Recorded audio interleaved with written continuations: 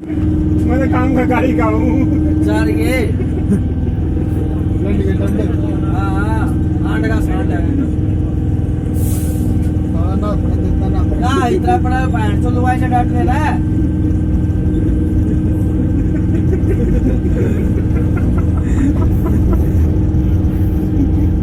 मैंने बुद्धि क्यों ना दे ये बेचारे सोना करा ये तो 100 अदरक सांड चूस रखा है मासा के